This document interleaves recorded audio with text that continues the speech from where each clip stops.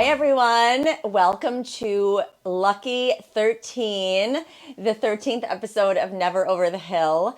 I am doing another solo episode today to answer a bunch of questions that you guys have written in, and a couple that I just wanted to talk about on my own. Based off of what I was talking about on the last solo episode that I did that I wanted to expand upon. So I guess we will just jump in. I'm sure you know who I am, Hillary Stargeroy. I have my producer Harlan here who's going to be throwing the questions out to me. And let's just get started.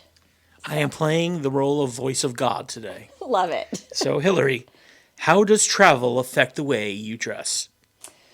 So that is an interesting one. I just returned from Paris. I was there for 5 days with my husband, and it was the second time that we had gone, and I had totally fallen in love with the city. And when I returned last year, I kind of realized that I just felt better the way that I dressed when I was there.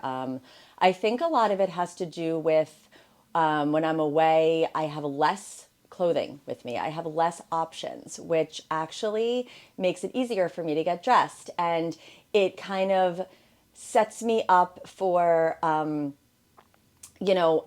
bring key pieces with me, and then whether I'm in a city on vacation or I'm on at a beach, on a beach vacation or a yoga retreat, it depends on where you are. But I feel like I love to play like a persona when I'm traveling. I like to really get into like kind of the vibe of the place. So when I'm in Paris, I dress a little bit more, not simply, it's just like this more sophisticated sort of way with like a little twist. Like I always like to have a twist on what I'm wearing. So I also shop when I'm traveling. So I like to wear the pieces that I buy when I'm actually in the place that I get them. So, for example, I bought this great pair of striped pants, actually by a Spanish company, La Veste, but I wore them the last day that I was there, and I just felt so good in them. I felt like vintage, like Mick Jagger, sort of. So I just like to get into like a character. When I was in Greece last summer, I wore a lot of white and a lot of blue and a lot of lighter, kind of pieces that linen and crochet, things that I wouldn't necessarily wear when I'm here at home. So I think traveling affects my style because I really lean in to the place that I am traveling to, and I kind of get into like my travel character. So that's the answer to that. So, when you were in Paris, did you have any foreshadowing? Did you see anything that helped you with your style forecast for this coming summer? So, I really sometimes I'll like get this weird idea in my head. It like comes out of nowhere. It might be from like a piece of art that I see or like a color that I see over and over again. And I'm like, I feel like this is going to be a thing, right? I don't always know where it comes from. And then inevitably, I will end up seeing it later in the season. And I'm like, how does that happen? Like, we have this collective kind of experience as people who are designers or creatives. And I feel like it kind of just, it can literally come from one thing. A movie or a TV show or, a piece of art or whatever it is, and then suddenly it's everywhere. So I didn't see anything necessarily that in Paris that I was like, okay, this is going to be it for summer. But, you know, it's kind of like just a vibe that an energy that I'll get. And I'll be like, okay, I feel like I'm going to start to wear I mean, obviously, Miu Miu did boating shoes, so now it's like I, of course, have my Sperry topsiders out. I like to go with like the classic thing that's, like if Prada makes a shoe or if somebody makes like a remake of a style, I usually go for the original look of that. So I'm feeling like I don't really know. I have to come back to that one. So next question. Right. Besides the snacks, what else is important to you when you're shopping? Snacks. When I'm shopping. So I don't really do a lot of shopping locally in, where we live. I do most of my shopping. Well, actually, I do a lot of shopping when people pop up at my shop. I like to shop vintage, mostly vintage. And then I think feeling like I've discovered something is important to me when I shop. So I don't like shopping in the basic regular stores. I prefer to shop like to when I'm traveling, like I'll find like a little off the beaten track little boutique and I'm like, oh my God, this is so cool. Nobody else will have this. And that's really important to me when I shop, is that nobody else will have it, or that it's something that I can get a lot of use out of. And the experience of the shopping is important to me. I actually I want people to walk into my shop and feel like they've discovered something. So that like feeling of discovery is really important to me when I'm shopping. I think you kind of just answered this, but what do you prefer? Do you prefer vintage over new? So it depends on what it is. Definitely, I'm not buying a vintage mattress. I'm not buying vintage socks or underwear. But I do love vintage pillowcases. I love vintage textiles. I love vintage jackets. Oh my God, vintage jackets are my favorite. Denim, always vintage. However, somebody did ask me what my favorite Levi's fit was. And it's definitely 501s. And they still make 501s. And I do sometimes buy them new. So 501s button fly are my favorite Levi's fit. They remind me of Beverly Hills 90210, which you and I had just talked about. Like trying to Totally. rewatch it is painful, but the style is still is good on that show. And all the girls would wear the 501s with like belted and high in their waist, and I love that look.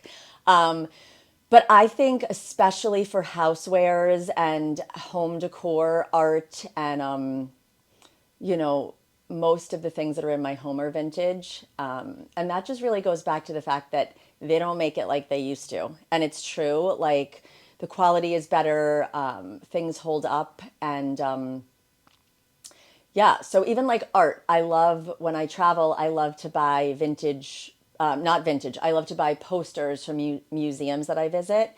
And I love when they say like the name of the museum and the dates and whatever. I have a lot of art from my grandparents that is like from a museum exhibit from like the 60s and 70s. So I love art, vintage art, new art. So that's something that I usually prefer vintage over new, but when it comes to art, I also love discovering new artists. So, but I'd say my mix is like 75% vintage, 25% new. Now you talk about family a lot, and you just mentioned your grandparents. Yeah. Is there one story that's going to just pull on the heartstrings of your listeners right now and your viewers? Can you share a special memory of your grandparents with everyone? Yeah, so it's very interesting. My grandparents played a big role in my life, and I actually had three sets of grandparents. So I had my dad's parents, who my grandmother was an artist. My grandfather was an artist. He made stained glass, he made etchings, he was a painter, he was just a designer. And they built a house upstate. They had a farm upstate, and then they built a house in Ithaca. And we spent Christmases with them, summers with them. And I just remember actually my grandfather on my dad's side, who actually passed away when I was 16. And he was just a really cool, funny guy. But I feel like I was like robbed a little bit of my time with him because my other grandparents lived until they were in their 90s and he died when I was pretty young. So, but one memory of him is that we used to play Pictionary together, and he was always on my team, and we would cheat at Pictionary together. He would like whisper like the word to me, and it was just me and him, and it was just like this thing that we had, and it was just our like inside joke that we had together. And I know that might sound like bad to do as like like cheating at a game, but it was just like this thing that bonded us together. And I loved both of their sense of style, music. They were big into the outdoors, and I wrote a paper in college about this, that my dad's side of the family was very country, but elevated country. Like they were sophisticated in their taste, but we went on hikes with them. We went in canoes with them. We were always outdoors with them. And with my mom's side of the family, they were like the city mouse, country mouse, city mouse. So my mom's parents were divorced when she was young, and they both remarried. So I grew up with my grandmother and my step grandfather, who were also so creative. My grandmother, my maternal grandmother, owned multiple businesses, stores and interior design businesses. She imported clogs. She had a clog shop. She had a crystal shop. I'd say that I have gotten most of my like style and my whole, I was influenced by her so much. Their taste was impeccable as well. They had an interior design studio in the Hamptons, like in the 60s. And I have a lot of their stuff in my house now. Crystal jewelry. It's cool. Like I have this pyramid that opens that's sitting on my vintage coffee table. I have art. My grandmother was also a painter, watercolors, and God, I used to go to her house all the time when my mom was working for her stepdad at his interior design studio in Little Neck in Queens. And I would go to my grandmother's, and I would tell her a story, and she would write it down and illustrate it. So writing was another thing that I got from her. And my step grandfather he was a designer, but he was also a piano player, and he would always play the piano. And it was just such a cool kind of memory that I have going to their apartment. And I have to find pictures. Their apartment was insane. It was in Bayside. And my grandfather put all of these layers, levels, put like built-in bookshelves, and like their wallpaper was seagrass. I mean, just insane, their apartment. And now we're getting to my maternal grandfather, and grandmother. So she was a singer, a lounge singer, and would always sing these songs for us, like just crack us up laughing. And my grandfather, he was like not the most creative person, but he collected really cool stuff, and he let my grandmother kind of take over the interior design. And we actually just sold their condo in Florida and cleaned it out. And I have a lot of their art and a lot of their little, they're not tchotchkes, but they're like, like Lalique crystal animals, and just things that were so, when I looked at them when I was younger, I didn't realize how cool they were. They're just amazing. And jewelry from her. And anyway, the memories go on and on and on. But I will say one thing. I could talk about my grandparents forever. I was so, so influenced by them. Their entrepreneurship, their creativity, their dedication to family, and yeah. So I don't know. They got me into vintage without even knowing that that's what they were doing, because I love all of their stuff, and their living spaces were very, very much like how my home is today, and my shop. So that was a ramble. So Is there a particular snack that reminds you of Grandpa at any of your grandparents' Okay, so houses? my grandpa Kirk, that's my Yeah. dad's dad. Uh-huh. He was a giant snacker. Yeah. He always liked to have his pretzels and his potato chips and his snacks around him. So I definitely love that about that memory. I'm like that also, but also my grandmother, my maternal grandmother, she made us. She would just make us food all the time, but it was like fancy. She made us like fancy little snacks, and she would make us anything that she made us. It was always set out on the plate, like very in like such a little style, and everything was just done with so much thought, and you just don't have that today. It's just, I mean, you do, but it's not as common because everyone just is always rushed, and it just feels like that's really why I love vintage, is because it just feels like there's more thought that went into everything. Yeah. So speaking of that, how do you curate your shop?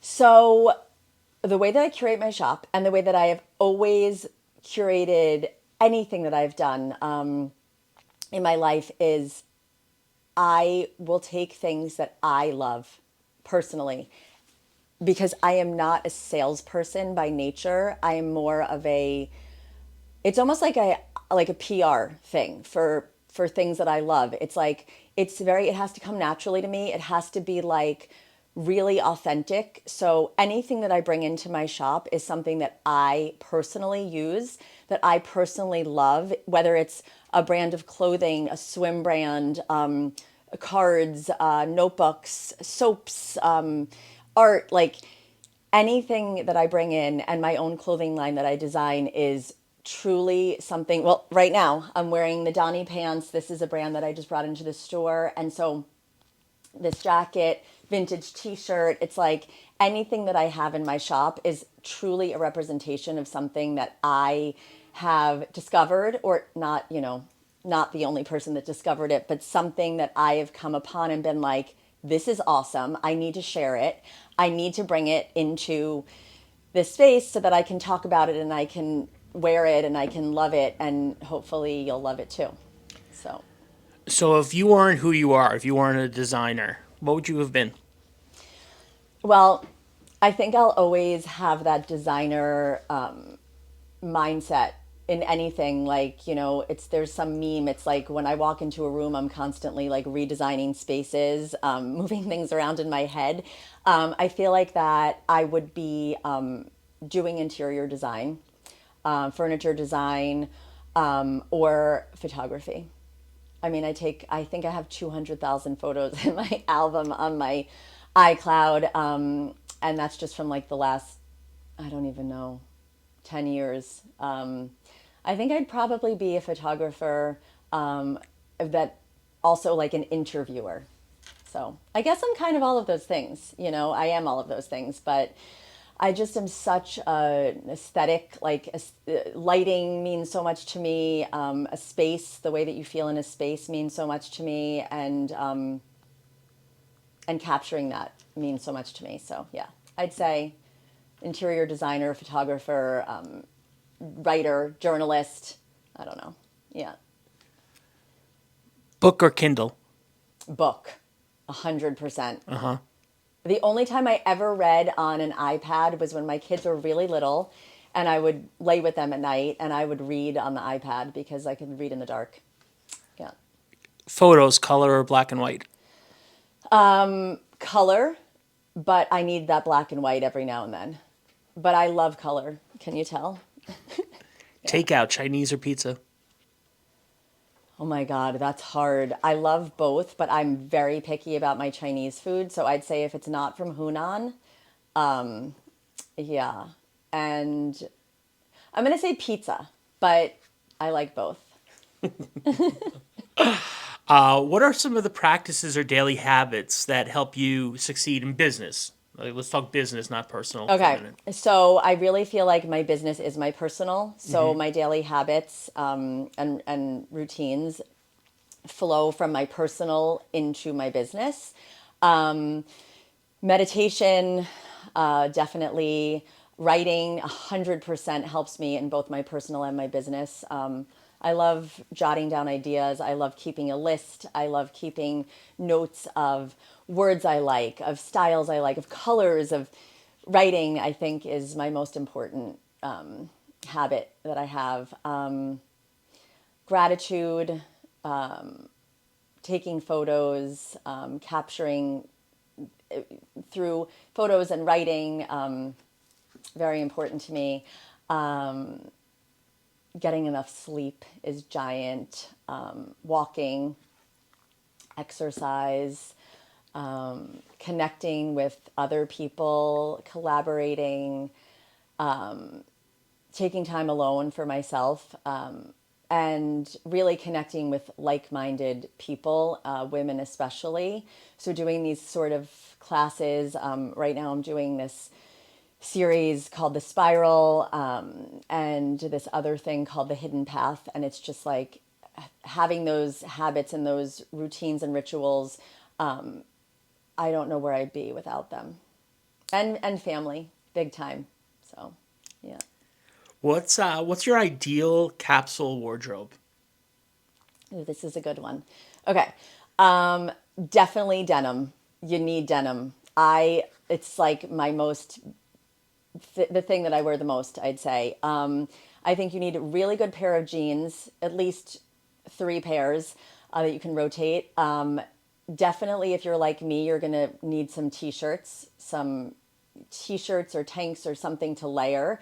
I'm a big fan of vintage tees. I just feel like they have that worn in kind of feel and that cool vibe, that cool factor. Jackets, you need a blazer, you need a jean jacket, you need a trench coat, you need a cool towel jacket for sure. I'd say so jackets, denim, t-shirts. I'd say you need like a good pair of heels, a good pair of loafers, a good pair of sneakers, a good pair of sandals. I'd say you need like a good skirt or dress if you're into that look, something that you can dress up or down. A great bathing suit, full piece probably, I'd say, but I'm always down with bikinis. A good bag, and maybe a good belt. And I'd say you really can base a wardrobe off of those pieces. And then I guess I'd say a pair of really great pants that you love. And then you can kind of mix and match things into that. And I feel like when at my age, I'm in my late 40s, like I feel like my style has changed, but those pieces have kind of stayed the same, meaning I might wear different style jeans today than I used to wear, but like I still, if you find what works for you at any age, you can kind of, bring in trendier pieces in and out from those base pieces. So yeah. All right. If there was any rock star in the world who is going to cop your look, who do you think it would be? Oh my God. So all I can say is that I don't really keep up with the rock star style of today. I really don't. But when I was walking around Paris on Sunday with my Leveste striped pants and my vintage Playboy bunny t-shirt, and my high top Converse, I felt like Mick Jagger. Like I really was like, I almost wish the pants were tighter because I was like, I love that 1960s, 70s male rock star vibe.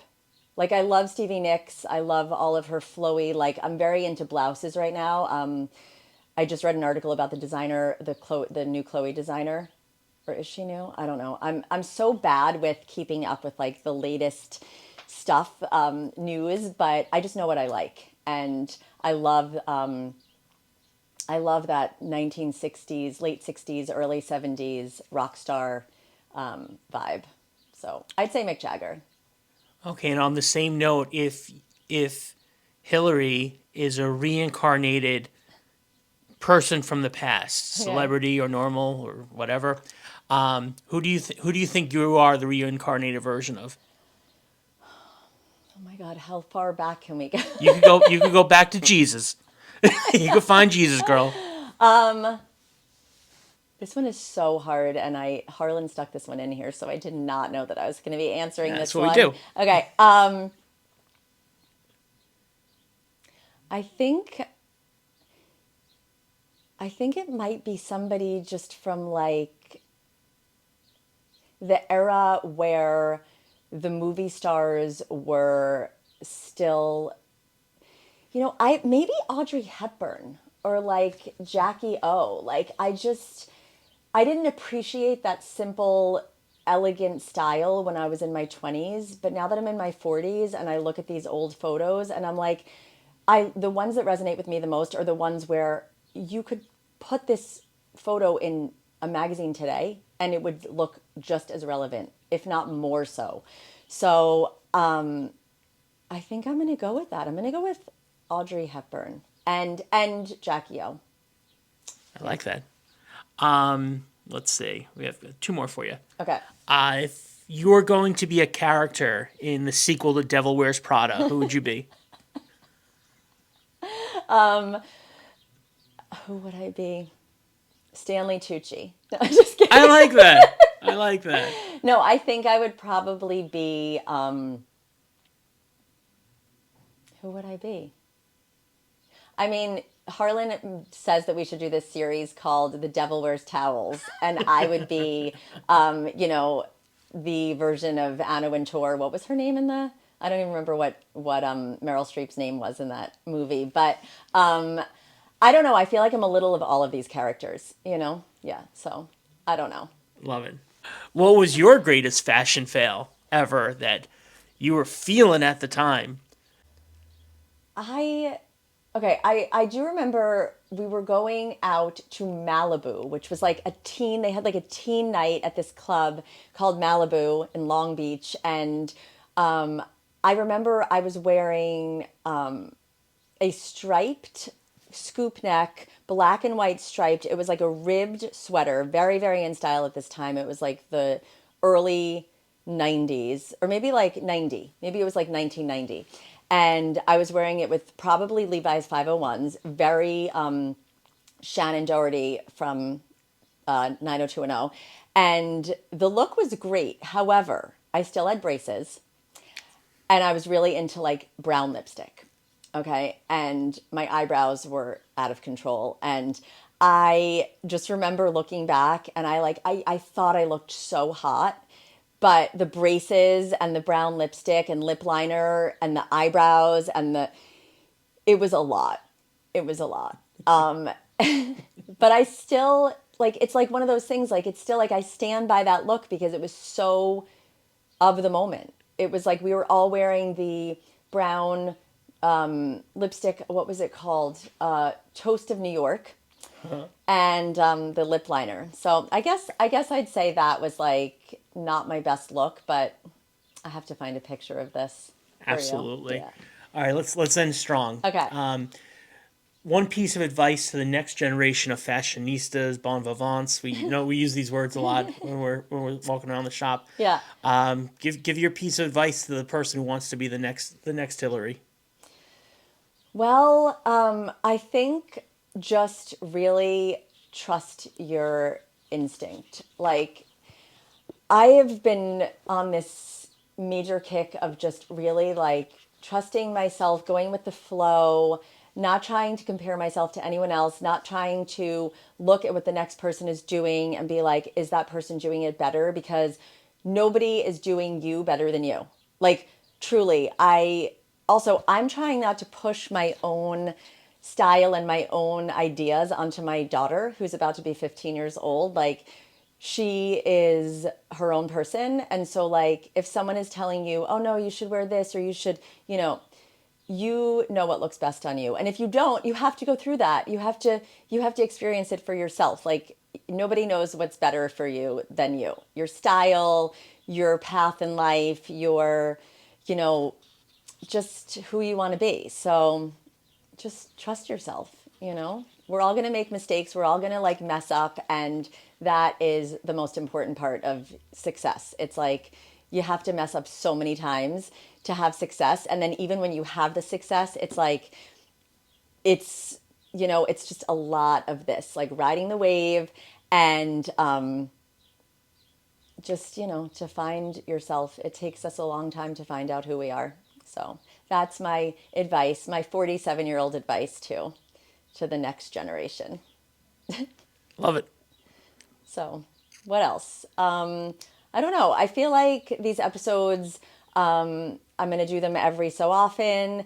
I'd love to hear your questions. I am super interested in answering questions about style, about business, about habits, about life in general. I love giving advice, but I also like it to be questions that I'm actually asked. So write in with your questions, and I hope you enjoyed this episode. And we have 2 guests next week, and I'll see you soon. Okay, bye. Thanks, Harlan.